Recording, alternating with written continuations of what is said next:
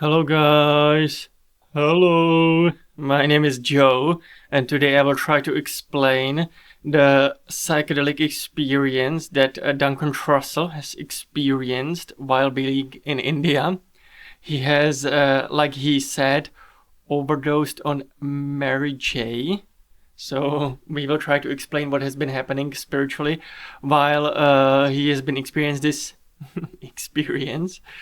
It's kind of a tongue biter, I would say. But yeah, I will try to explain what has been happening spiritually to him during his gardening experience. But before we do that, I just want to say I'm truly grateful for everybody who watches this video.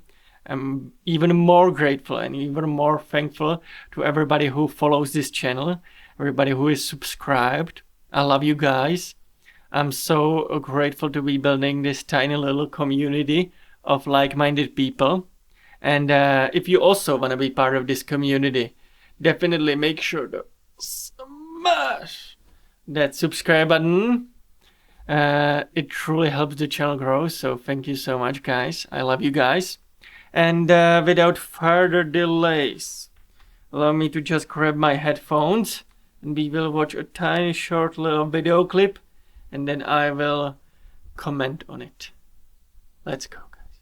Let's go. This is the time that I overdosed on edible marijuana in Varanasi, India. As you probably know, Varanasi is known as the city of burning and learning. They call it the city of burning because it's where a lot of Indians go to cremate their relatives after they've died, because it's considered to be very auspicious to have your ashes poured into the Ganges River. It means that you will escape from the cycle of birth and death, potentially, not have to come back to this particular plane of reality that we call human incarnation. It was also a place that an Australian told me and my friend David and my friend Emil that you could get legal marijuana. He said if we go there, we should ask the person at the hotel for a bong lassi. That's all we needed to hear. Just to address the elephant in the room, for those of you thinking, what are you talking about? Weed is not a psychedelic. First of all, if you think weed is a psychedelic, you need a new fucking dealer.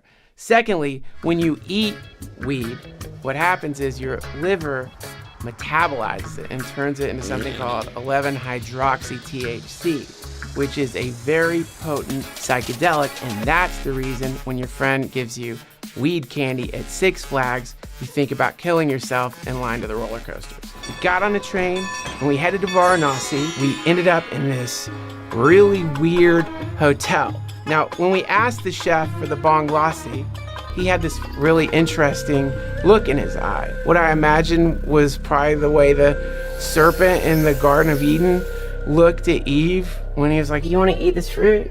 It's probably good. You should taste it." We drank the entirety of the drink and decided to wander off into Varanasi, not knowing that we had probably consumed at least 3 or 4 times the amount of marijuana anyone should ever eat. And we are in a city that smelled like barbecue because there were constantly bodies being cremated. And I end up looking down at someone being cremated, like a body being cremated. And standing next to me is an Indian kid who is learning how to count in English. And so as I'm watching this old man's face kind of dissolve into the fire, this little boy is looking up at me and going, 1, 2, 3, 4, 5. It was so intense. That's right when the weed started kicking in. I stumbled down the steps to the Ganges River where I found my friend who said, let's get a boat. Let's pay to have a boat take us out on the Ganges River. None of this made sense at the time. I was almost completely out of words. I was like, yeah, let's get in the boat. We'll get in the boat. And these oarsmen, they take us out to the middle of the Ganges River, floating on what a massive percentage of the world population considers to be the most sacred river on Earth. It's so powerful, it feels as though you're rolling on the back of eternity. People up to their waist in the water holding bells, like long beards, just ringing bells and burning incense, dead cows floating down the river with vultures on the backs of the cows, like eating the cow like they're on some floating fucking buffet. You thought it'd be smart to drink a lot of marijuana and go out on one of the most sacred rivers on planet Earth. Stupid Americans. We're sitting there. The oarsmen know we're high, or at least we think we know we're high, because we're at that point of being so high that it feels like everyone knows you're high. And that's when my friend Emil leans in and says to me, "You know the oarsmen are using telepathy to control our thoughts, right?" I was like, okay, boat tour is over. I've got to find a place to curl up in the fetal position. We're walking towards our hotel, and we pass a Shiva temple. They're very sweet people, and they invite us into this little temple. They're singing these beautiful songs called kirtans, which are essentially like spiritual hymns to Shiva. We're listening to them. It's so beautiful. The sound of them is so beautiful. I'm having past life memories. I'm seeing myself as an old man on a boat going down the Ganges River. I'm kind of rocking with the music, and then I lean backwards and knock a picture of Shiva off the wall. Everything got really quiet.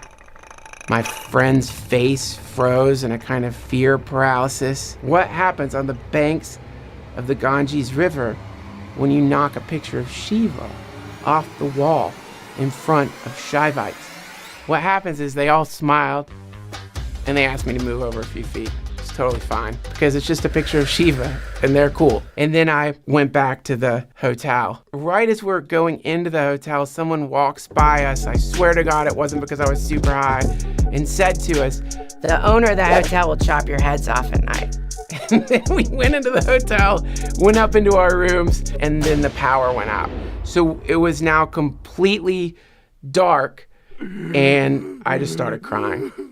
That's my story. I just want to say that India is absolutely gorgeous and beautiful country. Truly, truly beautiful. Spiritually very, very rich. Now, obviously, there is a lot of waste and garbage everybody knows about. I mean, that's not a secret.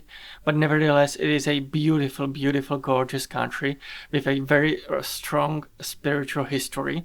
So I definitely would one day want to visit. It's so gorgeous over there. I've heard that the northern part is a little bit more on the cleaner side. So I wouldn't mind visit.